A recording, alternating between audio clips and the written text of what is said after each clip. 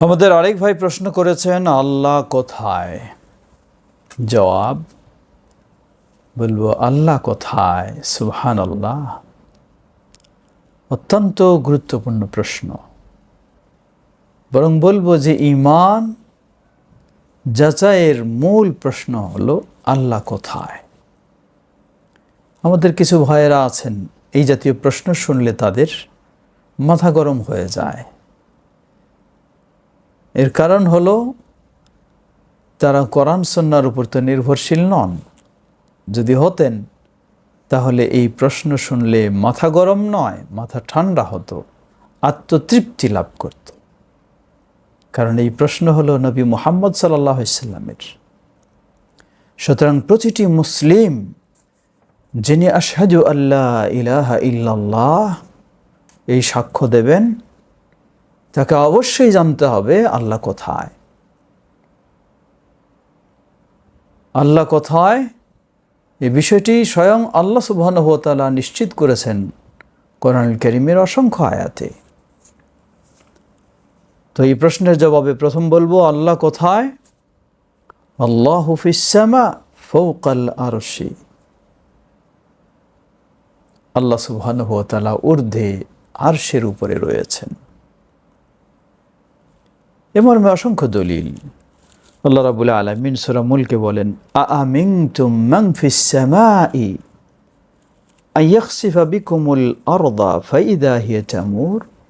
আআমিনতুম, তোমরা কি নিরাপদ হয়ে গেছো?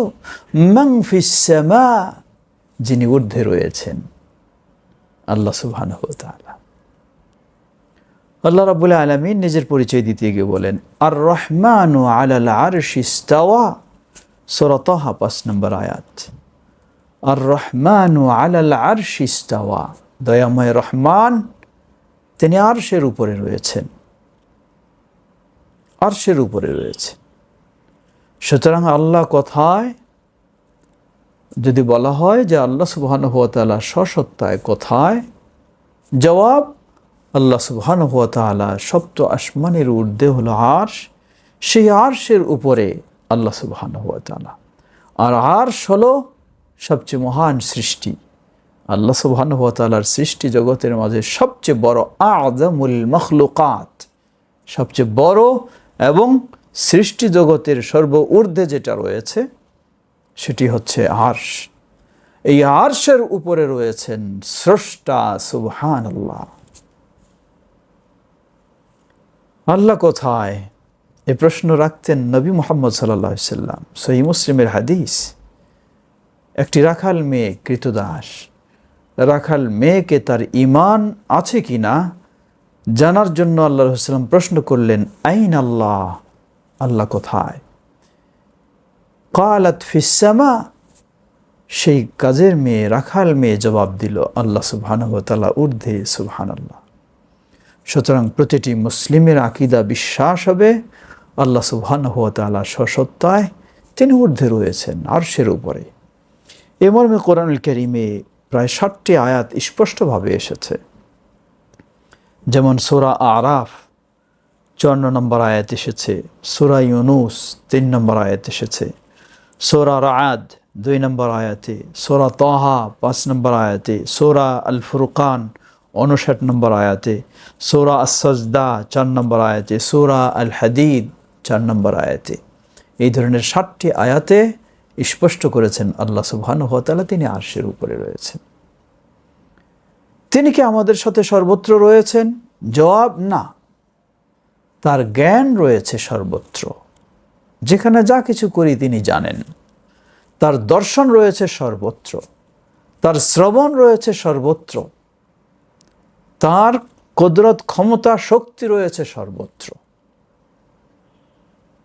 আমাদের সাথে থাকা যে মর্মে কিছু বর্ণনা রয়েছে সেগুলি সবগুলিতে আল্লাহ সুবহানাহু ওয়া তাআলা হয় আগে অথবা পরে বলে দিয়েছেন কিভাবে তিনি আমাদের সাথে রয়েছেন। জ্ঞানের ক্ষেত্রে, জানার মাধ্যমে, দেখার মাধ্যমে, শোনার মাধ্যমে, ক্ষমতার মাধ্যমে। কিন্তু স্বসত্তায় তিনি রয়েছেন আরশের উপরে।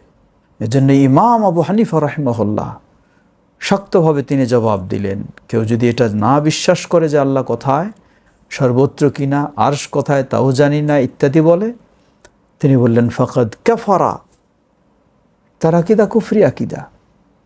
কারণ আর রহমান আলাল আরশি ইস্তাওয়া, দয়াময় রহমান নিজেই ঘোষণা দিচ্ছেন তিনি আরশের উপরে রয়েছেন। অতএব নবী সাল্লাল্লাহু আলাইহি ওয়াসাল্লাম, খোলাফায়ে রাশিদিন, সাহাবায়ে কেরাম, তাবেঈন, এই প্রসিদ্ধ 4 ইমাম, সবারই আকীদা হচ্ছে আল্লাহ সুবহানাহু ওয়া তাআলা তিনি আরশের উপরে সসত্তায় সর্বত্র কখনো বিরাজমান নয়। এটি বাতিল কুফরি আকীদা। আল্লাহ আমাদের আল্লাহর বিষয়ে সঠিক আকীদা জ্ঞান অর্জন করার তৌফিক দান করুন। আসসালামু আলাইকুম ওয়া রাহমাতুল্লাহি ওয়া বারাকাতুহু।